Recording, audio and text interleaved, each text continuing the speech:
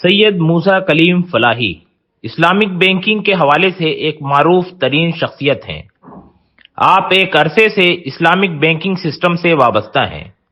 اس وقت آپ Islamic bank of Afghanistan کے CEO اور چیئرمین ہیں۔ آپ کا موضوع ہے کسب رزق کے سلسلے میں قرآن کی منفرد تعلیمات۔ سید موسیٰ کلیم فلاحی۔ الحمدللہ الذی ہدانا لہذا وما كنا لنہتدی لولا ان ہدانا اللہ والصلاة والسلام علی رسولہ النبی الکریم وعلی آلہ وصحبہ اجمعین۔ قال اللہ تعالی فی کتابہ الکریم اعوذ باللہ من الشیطان الرجیم بسم اللہ الرحمن الرحیم یا ایہا الذین آمنوا اذا نودی للصلاة من یوم الجمعة فاسعوا الى ذکر اللہ وذروا البیع ذلکم خیر لکم ان کنتم تعلمون فإذا قضيت الصلاة فانتشروا في الأرض وابتغوا من فضل الله واذكروا الله كثيرا لعلكم تفلحون۔ صدق اللہ العظیم۔ محترم سامعین، آج کے اس مختصر سے وقت میں جس موضوع کے تحت گفتگو کرنے کا حکم ملا ہے وہ ہے کسب رزق کے سلسلے میں قرآن کریم کی اسلام کی منفرد تعلیمات اور اجتماعی ترقی میں افراد کی معاشی پوزیشن کا کردار۔ یہ موضوع اس لیے بھی بہت اہم ہے کہ موجودہ حالات میں، موجودہ دور میں عمومی طور پر لوگوں کا جو کنسیپٹ ہے، جو نظریہ ہے، وہ یہ ہے کہ جو لوگ دین اسلام کی دعوت کے کام میں یا اسلام کے فروغ کے کام میں زیادہ سے زیادہ لگے رہتے ہیں، یا وہ لوگ جو دین کی خدمت کرتے ہیں، خواہ وہ داعی دین ہوں، دین کی تبلیغ کے کام میں لگے ہوں، مدرسین ہوں، علماء کرام ہوں، یا ائمہ مساجد ہوں، ان لوگوں کے سلسلے میں لوگوں کا جو عمومی طور پر کانسیپٹ ہے کہ انہیں دنیاوی معاملات سے دور رہنا چاہیے۔ قرآن کریم، یہ دین اسلام ہمیں کیا ہدایت دیتا ہے؟ ابھی جو 2 آیات میں نے آپ کے سامنے تلاوت کی، ان آیات میں واضح طور پر ایک بہت ہی معتدل رویے کو اختیار کرنے کا ہمیں حکم ملتا ہے۔ سب سے پہلے یہ کہا گیا کہ یا ایھا الذین آمنوا، اے لوگوں جو ایمان لائے ہو، اذا نودی للصلاة من یوم الجمعة فاسعوا الی ذکر اللہ، جب جمعہ کے دن نماز کی منادی ہو جائے، فاسعوا الی ذکر اللہ، تو تم اللہ کے ذکر کی طرف دوڑو، وذروا البیع، اور تجارت کو چھوڑ دو، ذالکم خیر لکم ان کنتم تعلمون، یہ تمہارے لیے بہتر ہے اگر تم جانو۔ تو یہ کہا گیا کہ اگر جب نماز کا، اللہ کے ذکر کے لیے آواز دے دی جائے تو تجارت کو، اپنے پیشے کو، اپنے تمام تر مصروفیات کو چھوڑ کر اللہ کے ذکر کی طرف ہمیں دوڑنا ہے۔ پھر دوسری طرف کہا کہ وابتغوا من فضل اللہ، اور جب تم نماز پوری کر لو، فانتشروا فی الارض، تو زمین میں پھیل جاؤ، وابتغوا من فضل اللہ، اور اللہ کے فضل کو تلاش کرو، واذکروا اللہ کثیرا لعلکم تفلحون، اور اللہ کو زیادہ سے زیادہ یاد کرو تاکہ تم کامیاب ہو سکو۔ ان دونوں آیتوں کو سامنے رکھ کر جب ہم دیکھتے ہیں تو پتہ چلتا ہے کہ اس میں ایک اعتدال کی روش کو اختیار کرنے کی ہدایت ہم کو ملتی ہے کہ جب اللہ کے ذکر کا معاملہ ہو، اس کا وقت آ جائے، نماز کا وقت آ جائے، تو تجارت اور اپنے پیشہ، اپنی مصروفیت، تمام تر چیزوں کو چھوڑ کر اللہ کے ذکر کی طرف ہم کو دوڑنا ہے۔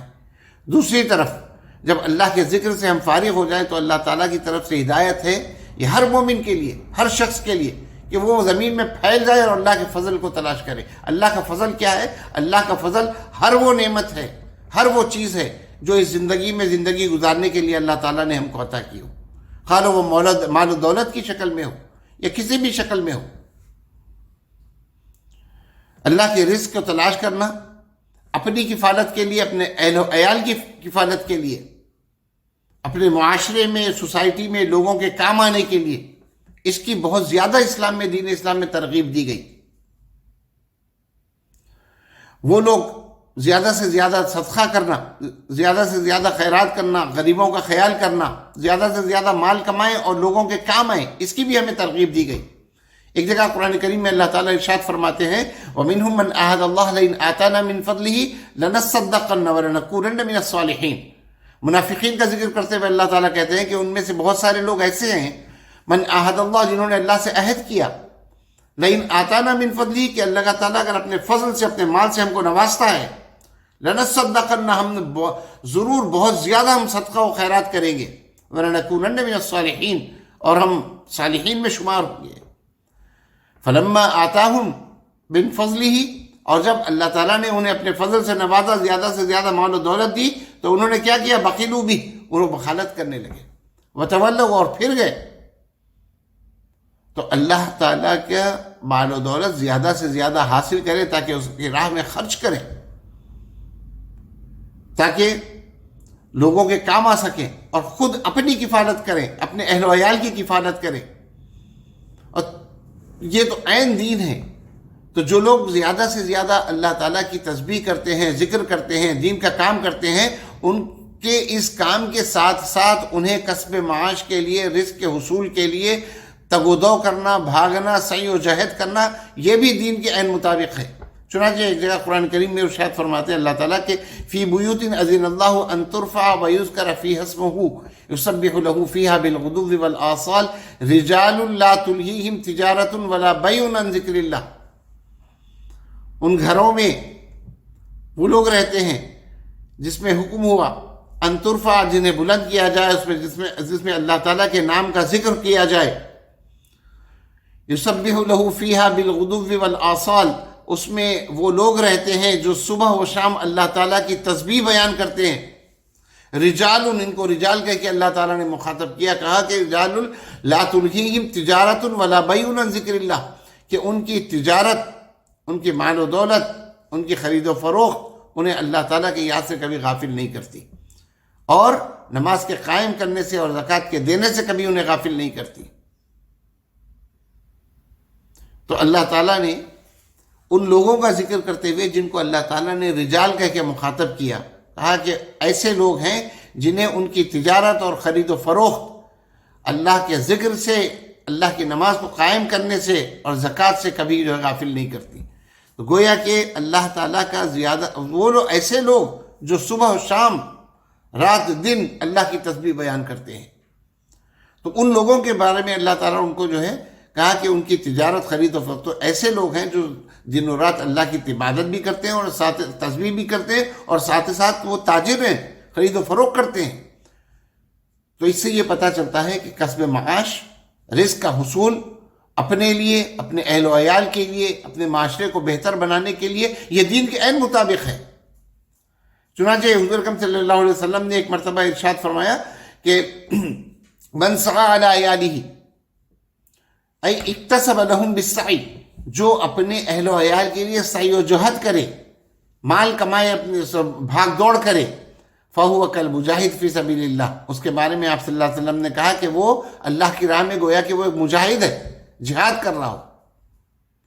آپ حضور اکرم صلی اللہ علیہ وسلم کی زندگی ہمارے لیے ایک اسوہ اور نمونہ ہے۔ آپ صلی اللہ علیہ وسلم کی پوری زندگی ہم اٹھا کے دیکھیں آپ ایک بہترین تاجر کی مثال ہمارے سامنے آتی ہے کہ نبوت سے پہلے بھی آپ نے بہت سارے تجارتی سفر کیے، ملک شام کا سفر کیا، یمن کا سفر کیا، بحرین کا سفر کیا، تجارتی قافلوں میں آپ جاتے تھے وہاں خرید و فروخت کرتے تھے پھر اپنے لیے کماتے تھے۔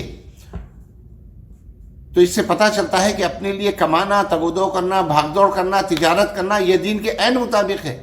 حضور اکرم صلی اللہ علیہ وسلم کا وہ مشہور واقعہ جو آپ نے حضرت خدیجہ رضی اللہ تعالیٰ عنہ کے لیے تجارت کی اور آپ کے اس آپ کی ایمانداری سے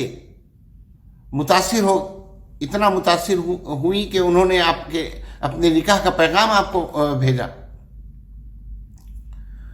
تو حضرت عثمان غنی رضی اللہ تعالیٰ عنہ کی مثال ہمارے سامنے ہے جو قریش کے سب سے بڑے تاجر تھے سب سے بڑے مالدار آدمی تھے، اور اسی طرح سے عبد الرحمن بن عوف اور بہت سارے صحابہ کی مثالیں ہمارے سامنے آتی ہیں کہ وہ لوگ جو دین کا کام کرتے ہوئے دین کی تبلیغ کرتے ہوئے اللہ کا ذکر کرتے ہوئے ان زیادہ سے زیادہ اللہ کو یاد کرتے تھے، اور لیکن ساتھ ہی ساتھ وہ بہت بڑے تاجر بھی تھے اور اپنے پیشوں میں ماہر تھے۔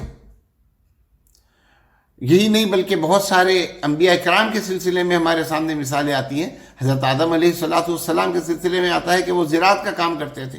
حضرت ادریس علیہ السلام کے متعلق آتا ہے کہ وہ سلائی کا کام کرتے تھے. حضرت داؤد علیہ السلام کے متعلق آتا ہے کہ وہ زرع بناتے تھے. تو ہر نبی کے سلسلے میں آپ دیکھیے کہ وہ اس وقت کے مشہور تاجر یا اپنے پیشے میں مہارت رکھنے والے لوگ تھے. تو اپنے لیے کمانا، اپنے لیے رزق کا حصول کرنا اور اپنے اہل و عیال کی پرورش کرنا، انہیں پالنا، یہ دین کے عین مطابق ہے. یہی نہیں بلکہ جتنا زیادہ آپ کمائیں گے اتنا زیادہ آپ دین کی خدمت کر سکتے ہیں. حضرت بلال حبشی رضی اللہ تعالیٰ عنہ کا واقعہ ہمارے سامنے آتا ہے کہ جتنا ظلم و ستم آپ پر ہوتا تھا تو حضرت ابوبکر صدیق رضی اللہ تعالیٰ عنہ سے دیکھا نہیں گیا. تو انہوں نے کہا اس کے مالک سے کہ تم اس پر اتنا کیوں ظلم کرتے ہو؟ تو انہوں نے کہا کہ اگر تمہیں اتنی تکلیف ہے تو تم اسے خرید کیوں نہیں لیتے؟ تو فوراً آپ نے جو ہے حضرت ابوبکر صدیق رضی اللہ تعالیٰ عنہ نے اس غلام کو خرید لیا. تو اگر آپ کے پاس مال و دولت ہو تو آپ کس طرح سے، کس نوعیت سے دین اسلام کی خدمت کر سکتے ہیں. حضرت عثمان غنی رضی اللہ تعالیٰ عنہ کے متعلق بات آتی ہے کہ وہ ہر جمعہ کو ایک غلام کو آزاد کیا کرتے تھے. تو زیادہ سے زیادہ کمانا اس لیے بھی ضروری ہے کہ ہم زیادہ سے زیادہ دین کی خدمت کر سکیں.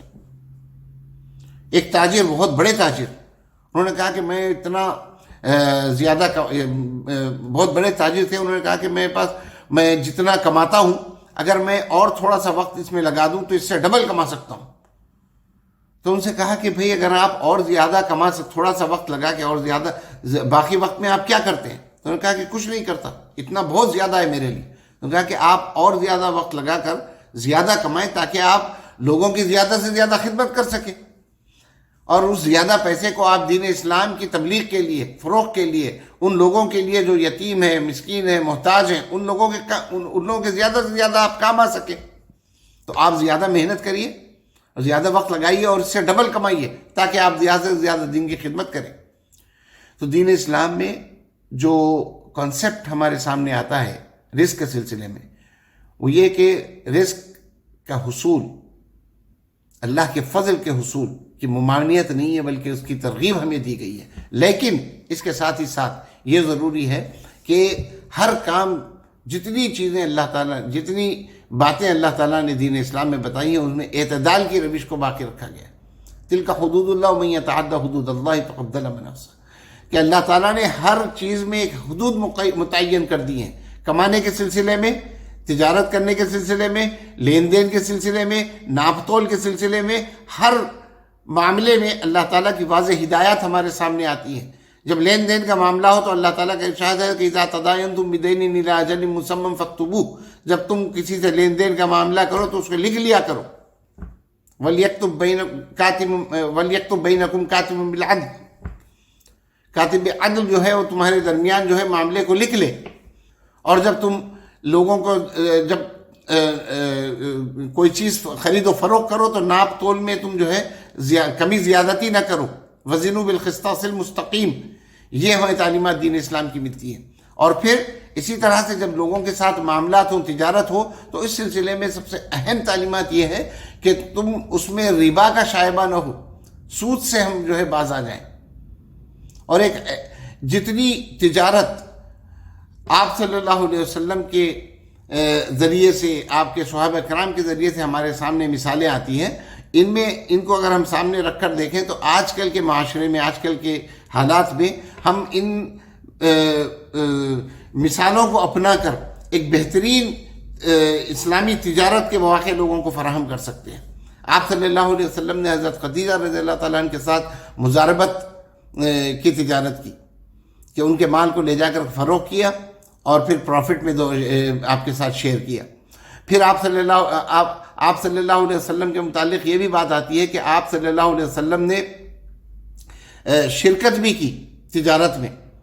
ایک صحابی عبداللہ بن صائب جو بعد میں بہت دیر ایمان لائے، اور جب وہ مدینہ آئے تو انہوں نے آپ صلی اللہ علیہ وسلم سے کہا کہ کیا آپ نے مجھے پہچانا؟ تو آپ صلی اللہ علیہ وسلم نے ان سے کہا کہ کیا تم نے مجھے پہچانا؟ تو انہوں نے کہا کہ کیوں نہیں، آپ میرے بزنس پارٹنر تھے. اور پھر کہا کہ نعم الشریک، لا تداری ولا تماری، کیا ہی بہترین شریک بزنس پارٹنر آپ میرے تھے. تو آپ صلی اللہ علیہ وسلم نے جب ان کے ساتھ بزنس پارٹنرشپ کی تھی اور شرکت کے ساتھ، تو یہ بھی ہمارے سامنے ایک جو ہے مثال آتی ہے کہ کس طرح سے ہم اپنے دنیاوی معاملات میں ان مثالوں کو لے کر کے بہت سارے آج کل کے جو ہمارے معاملات ہیں، تجارتی معاملات، اس کو ہم حل کر سکتے ہیں. شرکت و مضاربت کا کانسیپٹ ہمیں ملتا ہے. تو اور اس کے ساتھ ہی ساتھ بیع سلم، بہت سارے جو فارمرز تھے آپ صلی اللہ علیہ وسلم کے سامنے آئے، انہوں نے آپ کے صلی اللہ علیہ وسلم کے سامنے اپنی حاجت رکھی کہ ہم نے اس کھیتی باڑی کو، اس کو جو ہے آگے کرنے کے لیے ہمیں اس وقت پیسے کی ضرورت ہے. تو اس وقت آپ صلی اللہ علیہ وسلم نے ایک حل ان کے سامنے پیش کیا جو بیع سلم ہے. اور اسی طرح سے لوگوں کی ضروریات کو پورے کرنے کے لیے حلال طریقے سے کس طرح سے کمایا جائے اور سود سے کس طرح سے ہم باز رہیں. ان تمام اس طرح کی بہت ساری مثالیں صحابہ کرام کی زندگی سے، آپ صلی اللہ علیہ وسلم کی زندگی سے ہمارے سامنے آتی ہیں، جس میں یہ رہنمائی ملتی ہے کہ آج کے دور میں بھی ہم اسلامی تعلیمات کو اپناتے ہوئے اور اس پر چلتے ہوئے کس طرح سے اپنے روزمرہ کے معاملات کو حل کر سکتے ہیں، کس طرح سے ہم سود سے باز رہ سکتے ہیں اور اسلامی معیشت کو فروغ دے سکتے ہیں. اس کی بہت ساری مثالیں ہمارے سامنے آتی ہیں. تو یہ ایک بات ہے. اور دوسری یہ کہ معیشت کے سلسلے میں اسلام کا جو نظریہ ہے وہ یہ ہے کہ اگر دین کا کوئی کام کرتا ہے تو اس کا مطلب یہ نہیں ہے کہ وہ دنیا سے بالکل بے تعلق ہو جائے اور صرف دین کے کام میں لگ جائے، بلکہ اسے دنیا بھی کمانی ہے، خود اپنے لیے، اپنے اہل و عیال کے لیے کسب معاش بھی کرنا ہے، اور ساتھ ہی ساتھ اس کو جو ہے دین کا کام بھی کرنا ہے. دین کا کام کبھی بھی ان دونوں چیزوں، دین کا کام آپ کے کسب معاش میں رکاوٹ نہ بنے، اور اللہ کا ذکر، اللہ کی تسبیح، اللہ کو یاد کرنا، فرائض کو انجام دینا، صدقہ و خیرات کرنا، نماز کو قائم کرنا، یہ تجارت کبھی اس سلسلے میں آپ کی مانے نہ ہو. دین میں اعتدال کو اپنانے کا جو ہے حکم ہم کو ملتا ہے، اس کی ہدایت ہم کو ملتی ہے. تو یہ کچھ باتیں تھیں اس رزق کے سلسلے میں اسلام کی اور قرآن کی کیا ہدایات ہوتی ہیں. تو یہ کچھ باتیں تھیں جو آج کے اس موضوع کے تحت میرے ذہن میں تھی، میں نے آپ کے ساتھ شیئر کی. اللہ تعالیٰ سے دعا کرتا ہوں ان سے مزید سمجھنے اور جو باتیں ہمارے سامنے آئی ہیں اس پر عمل کرنے کی ہمیں توفیق عطا فرمائے. آمین. وآخر دعوانا الحمدللہ رب العالمین.